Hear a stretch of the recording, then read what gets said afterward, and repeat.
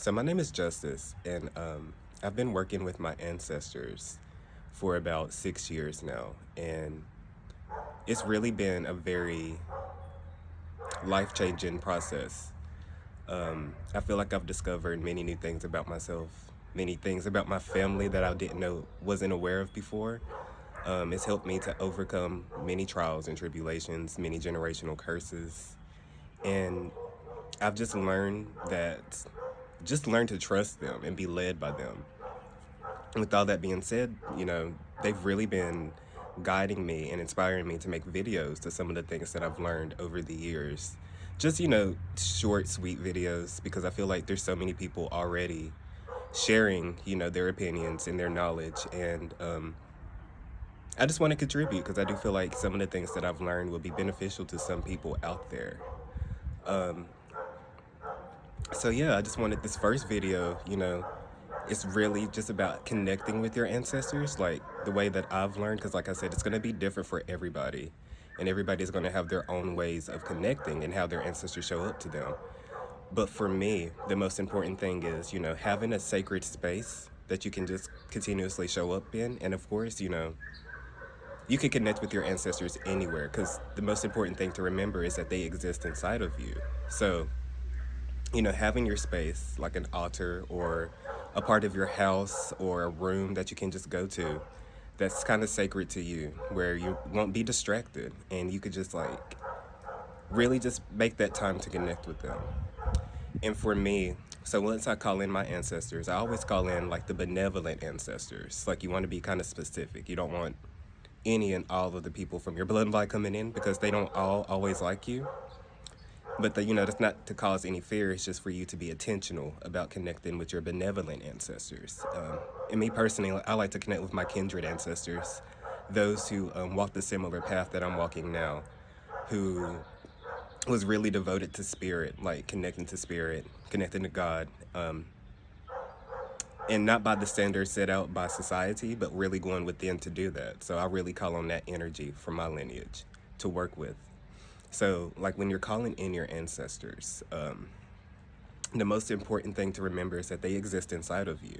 So what you want to do is, you call them in and see what shifts within you. Like, where do you feel the energy? Like, I always feel it in my heart space. And I always breathe into it. And that's pretty much all that I focus on, like, especially during the beginning. Like, I will call them in and I will feel their energy right here, like in my space. And I will just breathe into it. I would breathe in and breathe out and just really just kind of let what happens. Like, don't try to force to have an experience because they're going to want to show you different things at different times. So it's important not to be rigid, not to try to force yourself to have the exact same experience every time. But like just starting out in the beginning, like where do you feel your ancestors? Some people feel them more down in their gut, in different parts of their body, but it's important to be aware, like have that body awareness, at least for me, because that's really how they show up.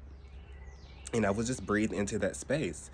And as far as like seeing signs of synchronicities out in life, I feel like it starts with that intention of you breathing in, and then like as you leave your space, you'll probably start to become more aware of how they like influence things around you. You'll become more aware of their presence. And then like while you're out, you might feel them like stir right here, like in your whatever you feel your ancestors. Like I said, I feel them in my heart space. So when I'm out and I feel that energy within me, I know to be pay more attention, to be more aware of what's going on around me, because there might be a message that they want me to pay attention to. They may be trying to communicate something like to me. So this is really for me the most important thing is remembering that the ancestors are within.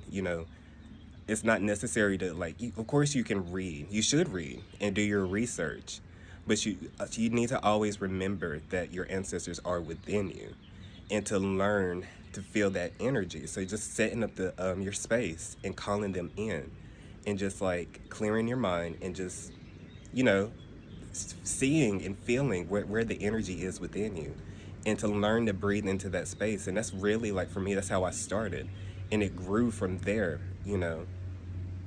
Because now I feel them everywhere because they're always around, they're always trying to communicate.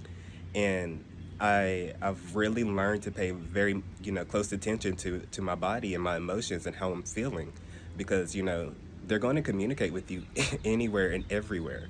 Like for me, like right before I started recording, of course, I did my meditations, just connecting with them, getting centered with them. And as I walked out, I noticed this very large crow. And that's like one of the signs for my ancestors because, like I said, I call them my kindred ancestors. And I kind of think of them like as the black sheeps of the family because I'm kind of the black sheep, just kind of march to the beat of my own drum and I do my own thing. And like I said, I connect with that energy. And so I always just like a crow. I always just kind of associate that with them. So like before I started recording, I saw that like right in front of me, and I took that as a sign like I'm doing the right thing, like this is something that I'm supposed to be doing. But yeah, so that's pretty much all I have for this first one. I'm trying to keep it simple for people because I feel like a lot of times it can be confusing because there's so many, like I said, there's so much information out there. That's why I said the most important thing is to feel them within. Remember that they are within you and they're going to guide you to whatever resources that's going to resonate with you best. So I think that's all I have for this first video. I look forward to making more as time goes on. So